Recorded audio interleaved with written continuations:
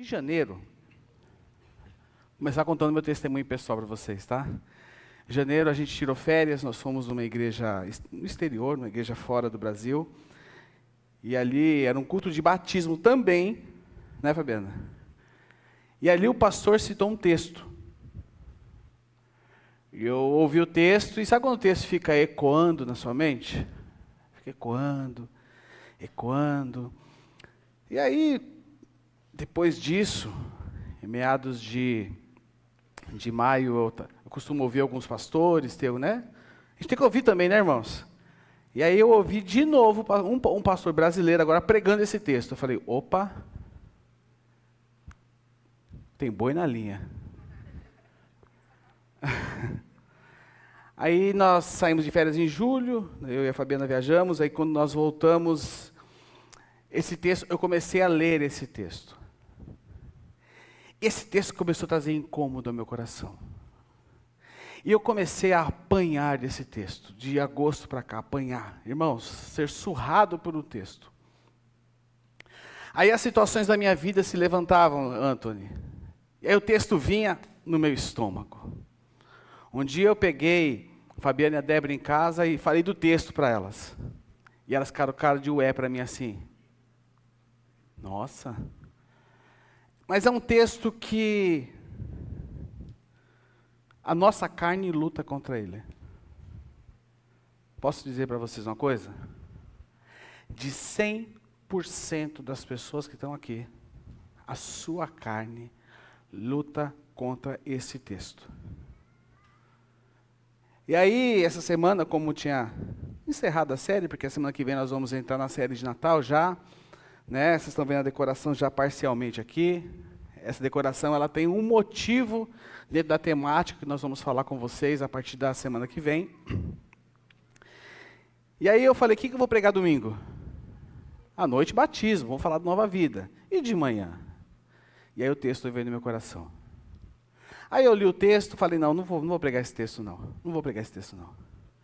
Terça-feira, o que eu vou pregar domingo? Senhor, fala comigo. E aí você começa, irmão, quando você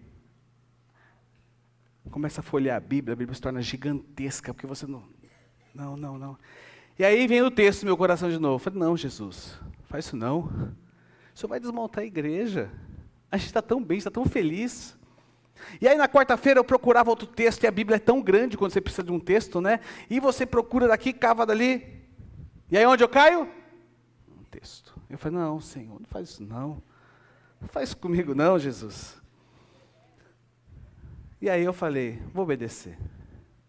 É um texto simples de entender, mas é um texto difícil de viver. E aí, o tema é o amor que parece loucura. Parece tema de filme, não parece? Filme de romance, mas é um amor que parece loucura. E aí eu quero que você abra a sua Bíblia, no texto de Lucas, capítulo 6. Vou fazer uma leitura mais pausada dele, sem pressa.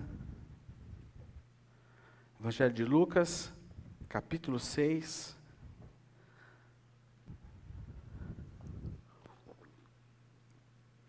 Nós vamos ler do verso 27 até o verso 36. E aí, o tema da perícope do minha Bíblia fala o seguinte, ó. Amor pelos inimigos. Eu falei, eita, vamos ler? O texto nos diz o seguinte. Mas a vocês que me ouvem, eu digo, amem os seus inimigos, façam o bem a quem os odeia, abençoem quem os amaldiçoa, orem por quem os maltrata. Se alguém lhes der um tapa numa face, ofereça também a outra. Se alguém exigir de você a roupa do corpo, deixe que ele leve também a capa. Vamos até aqui, depois a gente continua, vamos orar. Minha oração é bem curta, irmãos. Feche seus olhos. Senhor, tem misericórdia das nossas vidas. Em nome de Jesus, amém. Amar os inimigos, fazer o bem a quem os odeia, abençoar quem os amaldiçoa, orar por quem os maltrata, oferecer também a outra face e deixar que leve também a capa. Irmãos, o texto está aí na tela, está na sua Bíblia. Agora eu te pergunto, o que a gente vai fazer com esse texto? O que a gente faz com isso aqui, irmãos? Confesso que, geralmente, quando eu escrevo meus esboços, eles têm, geralmente, 5, 6 páginas. 2 páginas.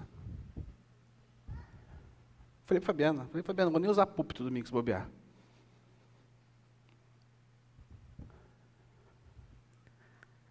Esse aqui é um padrão que o Evangelho coloca para mim e para você.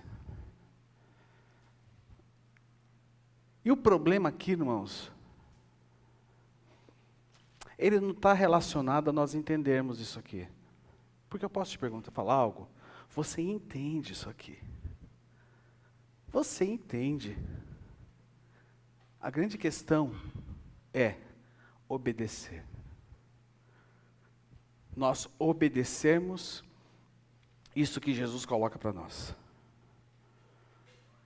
E a obediência, ela carrega muito mais coisa do que somente colocar em prática.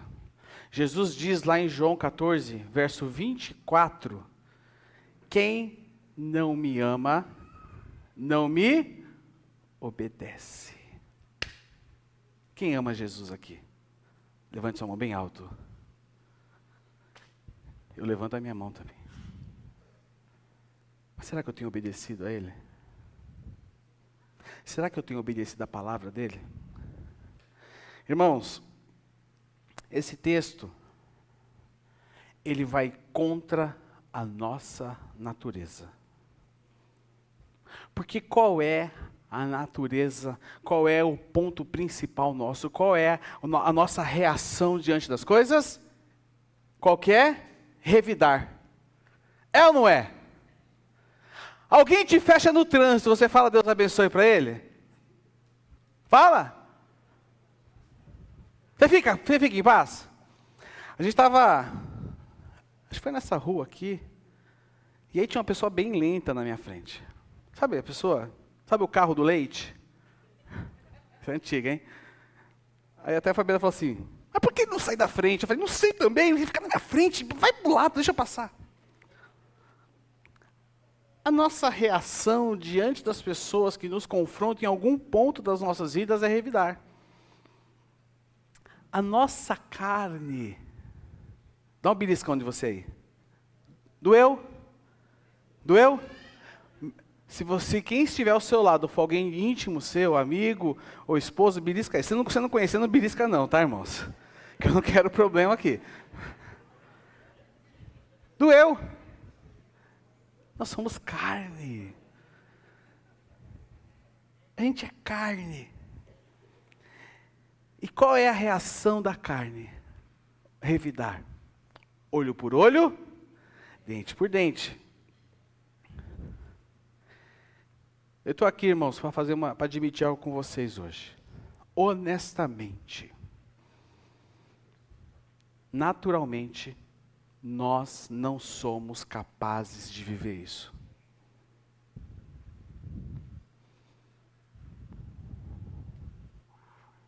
Eu também.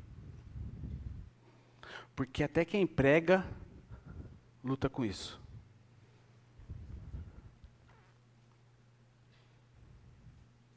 Até quem prega, luta com isso. Eu falei a semana passada aqui, que uma das maiores evidências da minha conversão foi o meu temperamento, né? Eu ainda luto contra o meu temperamento. E principalmente, irmãos, quando o assunto é isso aqui. Nós precisamos de revestimento do alto, do Espírito Santo de Deus, para viver isso. Porque sabe o que a gente quer? A gente quer adaptar a Bíblia. A gente quer os versículos gostosinhos de que Deus fala com a gente. A gente gosta dos versículos fofos. A gente gosta daquela coisa, Rafa, que amacia o nosso ego. A gente gosta de versículo que põe a gente para cima. É verdade ou não é? Porque talvez você esteja aqui hoje, você está na bad, você está mal, você está com problema, você está com dificuldade. Estão te perseguindo. E aí, o pastor, filho de Jesus, vem e prega isso. Não é isso que eu procuro, Senhor. Sabe que nós somos resistentes a isso. E eu vou falar alguns pontos aqui, por que nós somos resistentes a isso, mas quero ser bem superficial, eu não quero entrar muito a fundo, porque eu não quero que isso aqui se torne uma aula de teologia, de ética do Velho Testamento. Mas eu quero falar alguns pontos com você. Primeira coisa, a nossa mentalidade. Levítico 26, verso 6 ao verso 8. Olha o que diz, ó. Eu lhes darei paz na terra, e vocês dormirão sem... Tirarei da terra os animais ferozes e manterei os inimigos afastados do seu território. De fato, vocês perseguirão seus inimigos e os... Olha Deus falando. Matarão como? 5 de vocês perseguirão 100, e 100 de vocês perseguirão 10.000. Todos os seus inimigos cairão pela sua espada. Nossa mentalidade é essa: perseguir os inimigos, matar a espada. Todos os meus inimigos vão cair pela espada. Tem até louvores que nos chamam isso. Eu recordava de um louvor que diz que persegui meus inimigos e os alcancei, só voltei depois de os destruir. Tem louvores que incentivam isso. Na realidade, meus irmãos, eu posso falar para vocês, o que dá ibope é isso. Porque a nossa mentalidade está impregnada de vingança, está impregnada de revidar. Só que nós precisamos tomar cuidado com um evangelho adaptado, porque nós queremos adaptar o evangelho. Sabe que isso tem nome. Isso tem nome, chama-se marcionismo. No 2º século, na igreja, existia um dos bispos da igreja, um dos pais da igreja, chamado Hipólito. E ele tinha um filho chamado Marcião. E Marcião, ele criou uma teologia radical. O que Marcião fez? Marcião estabeleceu que haviam 2 deuses. Havia o Deus do Velho Testamento e o Deus do Novo Testamento. Quem era o Deus do Velho Testamento? Era um Deus violento, era um Deus vingativo, era um Deus rígido, concluindo Marcião que aquele Deus era um Deus inferior. E aí o que Marcião define como esse outro Deus? O Deus do Novo Testamento. Um Deus amoroso, misericordioso, totalmente diferente. E aí Marcião cria o que? A sua própria Bíblia. Aonde nessa Bíblia ele remove todo o Antigo Testamento, ele tira todo o Antigo Testamento, ele cortou partes dos escritos de Paulo e manteve apenas uma versão editada de Lucas. E aí, qual era o objetivo dele? Eliminar tudo o que desagradava a ele. Tudo que era, entre aspas, do caráter de Deus, que desagradava a ele, eliminava. Sabe o que eu estava pensando? Eu vi um cara falar esses dias, é verdade, a gente podia pegar a Bíblia, jogar num documento e editar, nem editar. Que nem passagens como essa, a gente colocar os negócios mais palpáveis, né, Edmilson? Porque aí a gente lê e a gente não fica tão chocado. Saiba, irmãos, que o Evangelho, ele é para trazer escândalo. É para confrontar. Eu falava com a Fabiana essa semana, irmãos, deixe que a cruz do Evangelho de Jesus quebre em seu orgulho. Muitos de nós somos orgulhosos. Deixe que a cruz e o Evangelho de Jesus quebre o seu orgulho. Porque quando a vida vem para quebrar o seu orgulho, ela é cruel e ela não perdoa. Sabe, meus irmãos, por que eu falei de Marcião? Porque sem perceber, nós somos marcionitas. Mas marcionitas ao contrário. O que Marcião fazia? Ele rejeitava a dureza do Antigo Testamento.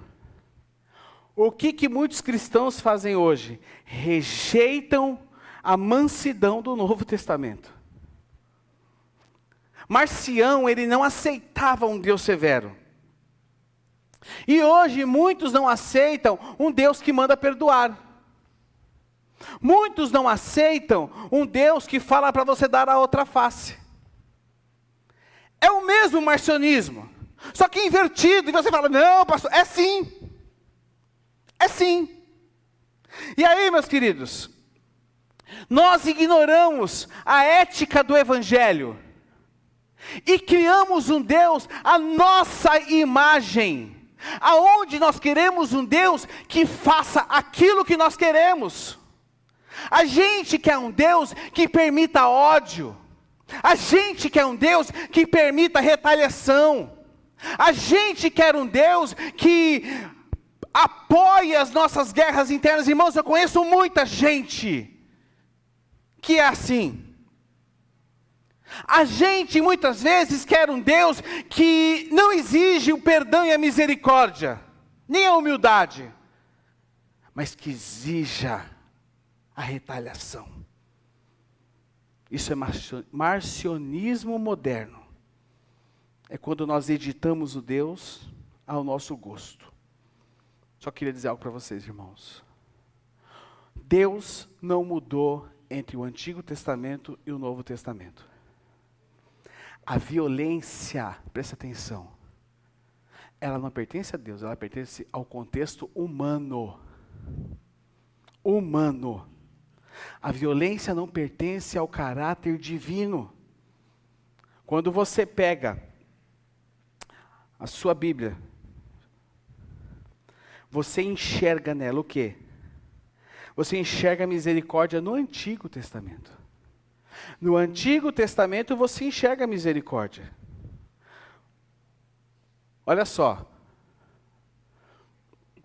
Abraão. O que Abraão fez? Ele foi pai. O que Deus estava fazendo através de Abraão? Preparando o terreno para quê? Para a vinda de Jesus. Né? Entendeu? Para a vinda de Jesus. Ah, porque Israel é santo. Não, irmãos, Israel não é santo. Israel foi um povo que foi escolhido para receber o Messias, e eles Israel não é santo. Mas Deus usa Abraão para que, através de Abraão, esse cenário começasse a ser escrito. Deus agia com misericórdia no Antigo Testamento. Por exemplo, Raabe. Quem foi Raabe? Uma prostituta. E o que aconteceu com ela? Ela foi poupada. Deus manifestou misericórdia sobre Raabe. Ruth. Quem era Ruth? Ruth era uma moabita. E os moabitas eram o quê? Guerreavam contra Israel. O que Deus fez com Ruth? Ruth está na genealogia de quem? Deus derramou misericórdia sobre Ruth. E lembra do profeta Jonas em Nínive? Nínive era a capital da Assíria. E o que Deus faz? Manifesta misericórdia sobre Nínive. No Antigo Testamento, Deus manifestava misericórdia também. A violência que muitas vezes você vê no Velho Testamento, não é que era Deus, é o povo, a cultura. Nós somos hoje o povo do shopping center, mas naquela época não, era o povo da terra. Olha, você, Jonathan, tem uma terra que eu gostei dela, quer saber? Eu vou tomar de você. E aí o povo entrava em guerra por uma terra. Então Deus tinha que agir de acordo com isso, mas Deus precisava preservar Israel, porque através de Israel viria quem? O Messias. E detalhe, você enxerga no Velho Testamento, Deus manifestando juízo sobre Israel também.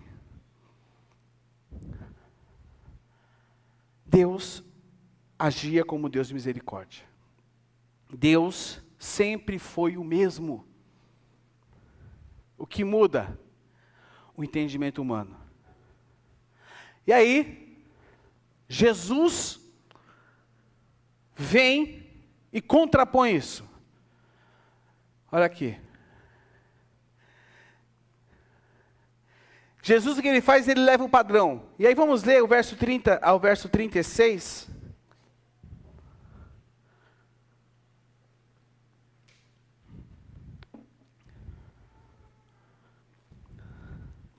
O verso 30 ao verso 36 de Lucas 6.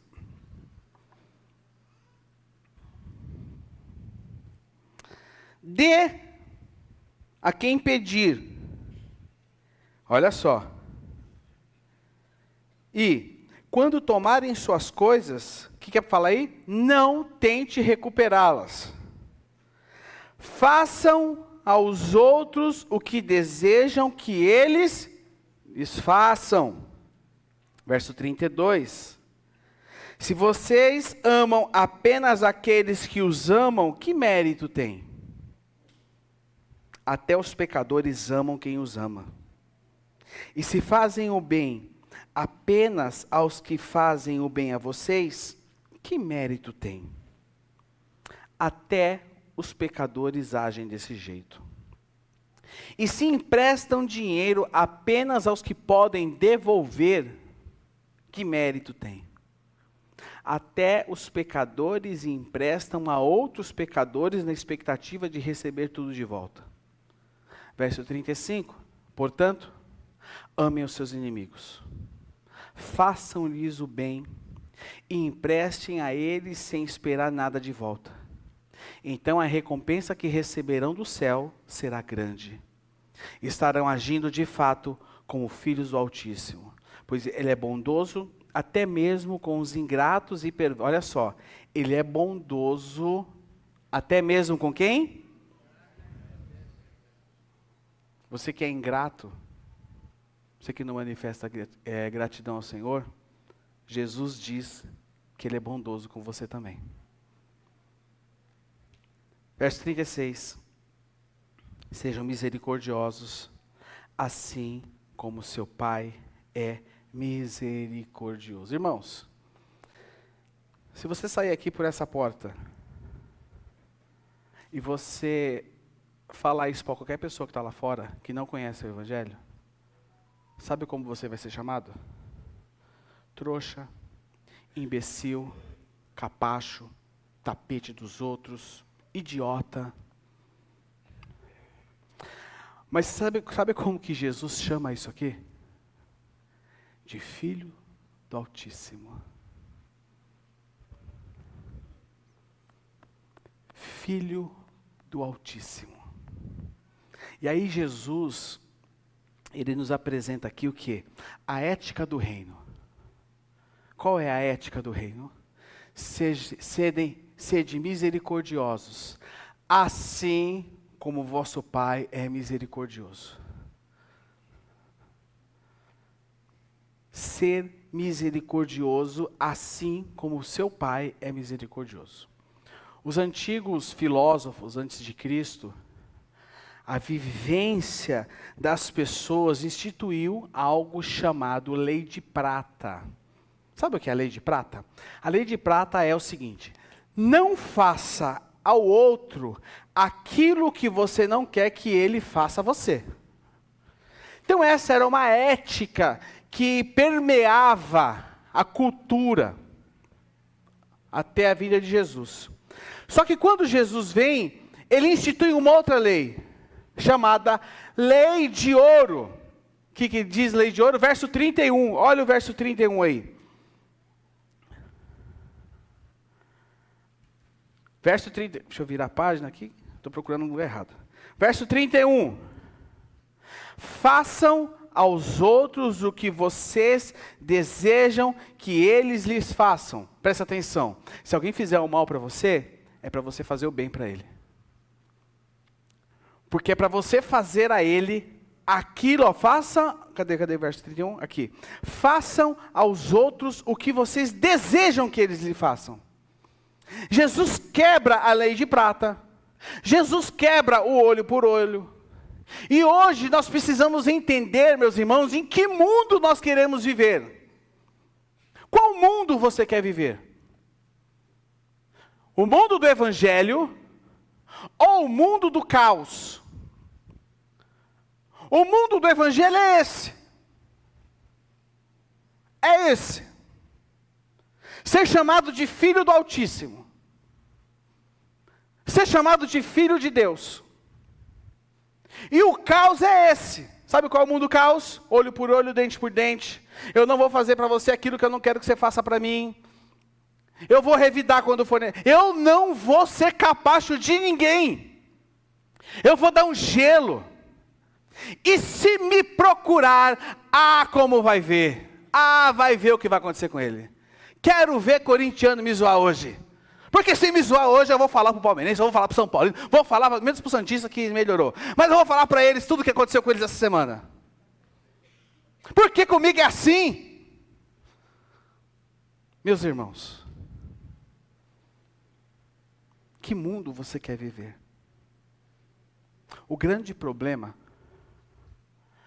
é quando nós trazemos o mundo do caos para dentro da igreja. Né, Carlinha? Trazemos aqui para dentro. E aí, os relacionamentos se tornam amargos, destrutivos, nocivos. E aí, aquilo que era para construir algo dentro da gente, não constrói, só destrói. Porque eu estou trazendo uma cultura do caos para dentro de um lugar onde a cultura do evangelho deveria falar mais alto. Nós precisamos ter isso muito claro para nós. O mundo, vocês entendem o que eu quero dizer? A cultura, ela prega o quê? A lógica da vingança, a lógica do ódio, a lógica da retaliação. Nós vemos hoje a política alimentando isso. Nós vemos hoje a mídia alimentando isso. E, infelizmente, a religião também alimenta isso. E sabe o que vai acontecer? Quanto mais se aproximar a volta de Jesus, mais isso vai se intensificar. Porque isso nada mais, nada menos é do que a manifestação do fruto do anticristo. Nos dias de hoje, amar parece fraqueza. Nos dias de hoje, perdoar é covardia.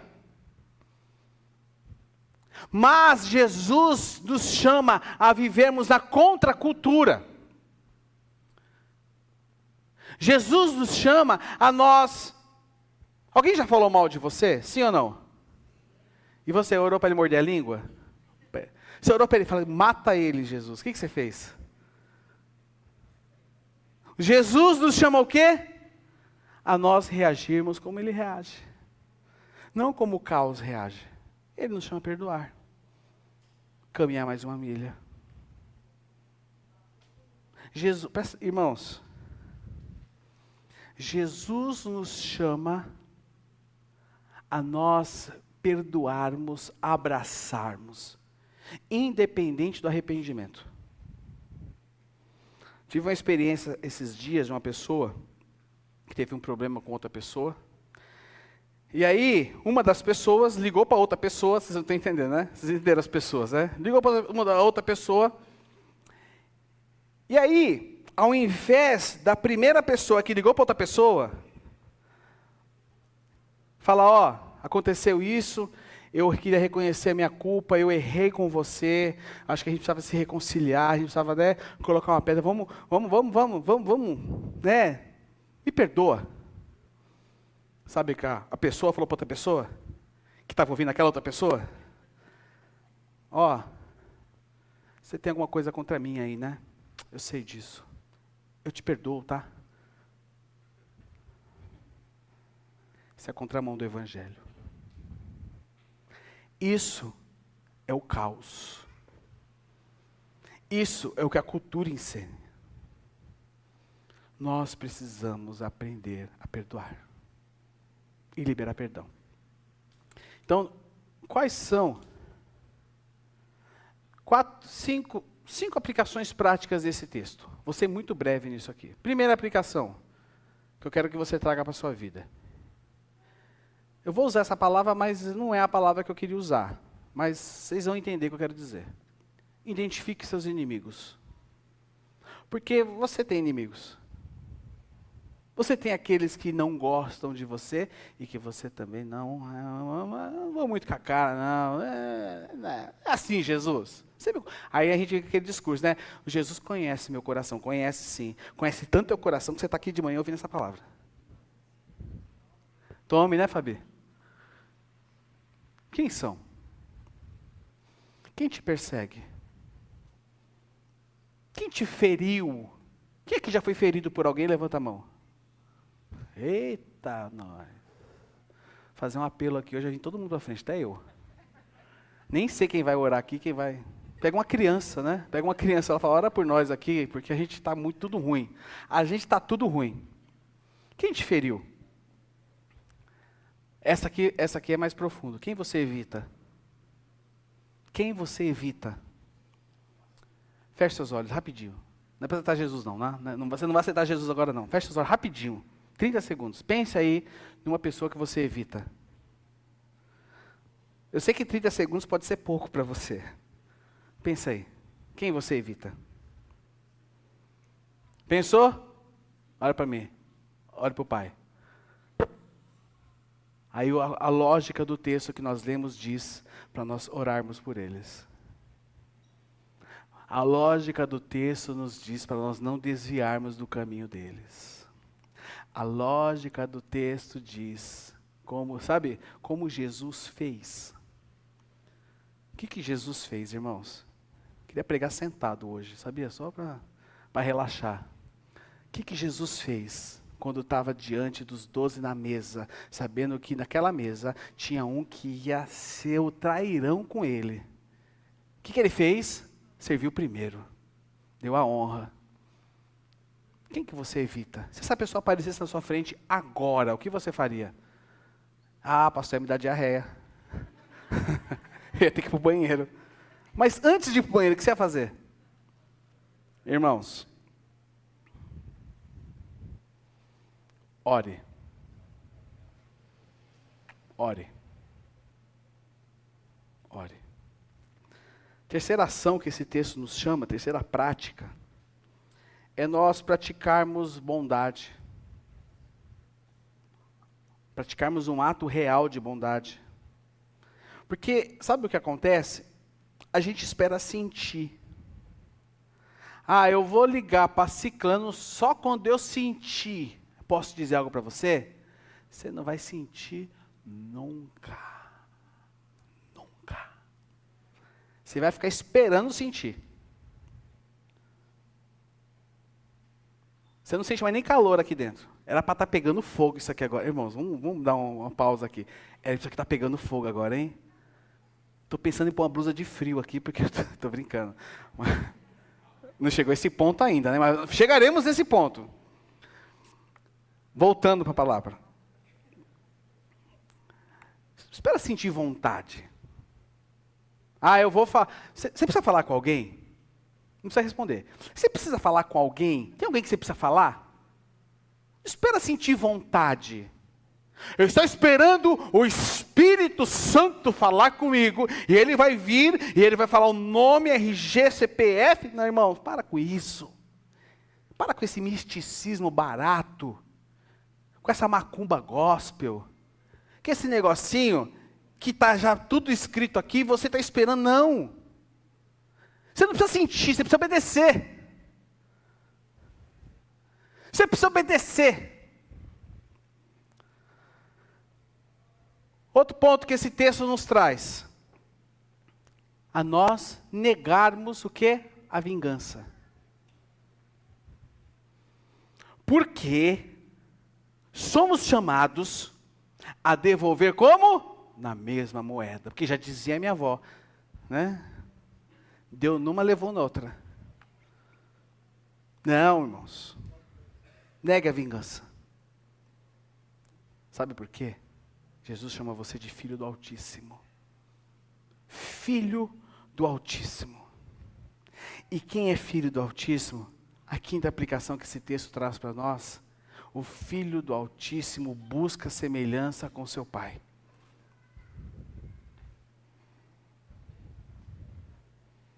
A medida do... Presta atenção, meu irmão. Anote o que eu vou te falar agora. A medida do nosso amor não são as pessoas. A medida do nosso amor chama-se Jesus Cristo. Porque se for as pessoas, a gente não vai amar elas. Se for as pessoas, nós não vamos perdoar elas. Mas quando é Jesus, eu perdoo, eu amo, eu me entrego. Jesus não se entregou só porque merecia. Vou falar um pouquinho disso hoje à noite. Eu vou me entregar por quem me não. Ele se entregou por todos. Quem era você antes de ter experiência com Jesus? Você merecia, não. Mas ele se entregou por todos. Às vezes nós temos as nossas afeições, normal isso. É normal nós gostarmos mais de um, é normal. Mas o amor tem que ser manifesto por todos. Talvez você pense, essa pessoa que você pensou, essa pessoa não merece. Sim. Aos olhos do mundo do caos ela não merece, mas aos olhos de Deus ela merece. Porque nós estamos debaixo de um amor que nos constrange, irmãos. Presta atenção. Quem muito foi perdoado, muito perdoa. Irmão, quem sou eu na fila do pão para negar perdão para alguém? Esse texto é um texto fácil? Não, não é um texto fácil. Talvez eu nunca mais pregue ele. Não sei. Mas eu lutei contra ele. John Stott diz que para você pregar um texto, você precisa ler ele no mínimo 50 vezes. Já devo ter lido umas 300, eu acho. Essa semana eu li na versão NAA, na NVI, na Revista Atualizada. Eu li ele também na King James. Li na Bíblia Viva, né? É Bíblia Viva. Procurei todos os significados no grego dele para ver se tinha como fugir disso. Sabe o que aconteceu? Nada. Porque o grego é o grego, perdoar, amar, se entregar. Irmãos, a gente tem uma grande responsabilidade por nós. Nós precisamos hoje admitir, Senhor, eu não vivo isso. Se você tiver coragem. E se não tiver, eu te entendo e te respeito. Te respeito, te amo do mesmo jeito. E posso falar? Deus te ama do mesmo jeito. Não há nada que você possa fazer para Ele te amar mais. E não há nada que você possa fazer para Ele te amar menos, porque Ele te ama. É manhã da gente confessar, Senhor, eu pareço mais com o mundo do que com Jesus. Sabe, irmãos, nós vamos, através de um texto como esse, voltarmos ao Evangelho puro. A gente ouve tanta coisa por aí hoje. É tudo menos a Bíblia. É aula de motivação, é aula de moral, é tanta coisa, irmãos. É tanta coisa. As maiores igrejas que existem hoje no Brasil e no mundo estão fugindo do Evangelho. Mas eu queria dizer algo a vocês. Jesus me chamou para pregar o Evangelho. E até o último dia da minha vida eu vou pregar o Evangelho. Doa a quem doer. E se doer em mim, vai ter que doer em mim. Porque é só o Evangelho de Jesus Cristo é que tem poder para trazer restauração.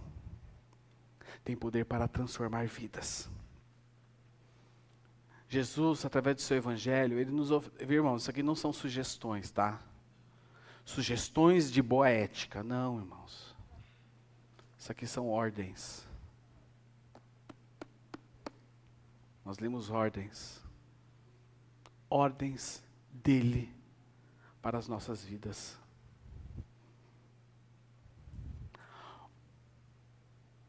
Ordens de alguém que viveu isso.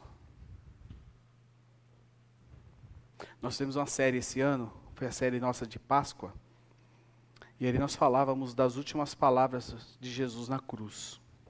Como eu não vou pregar à noite, eu tô livre aqui para falar o que eu quiser, irmãos, porque à noite você tem que ficar mais preso, né? Tem que falar igual à noite. Estou livre. E nós fizemos uma série falando nas últimas palavras de Jesus. De todas as palavras, das 7 palavras que Jesus falou na cruz, tem uma que mexe comigo. Porque quando eu enxergo o contexto do que ele passou e o que ele falou, isso me traz uma grande responsabilidade. Ele havia sido massacrado, estava deteriorado. Os soldados zombavam dele. Estava entre a vida e a morte. O que ele disse? Pai, perdoa-lhes, porque eles não sabem o que fazem. Será que você consegue dizer essa palavra? No seu momento de dor, você consegue falar isso?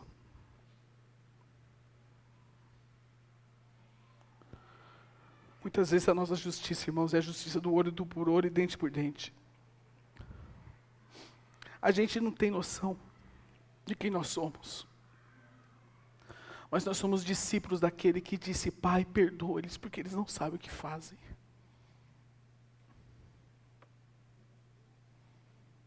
Que essa mensagem esteja sobre o seu coração, trazendo transformação, proporcionando um grande milagre na sua vida, nos seus relacionamentos, em nome de Jesus. Queria orar com vocês, vamos colocar de pé.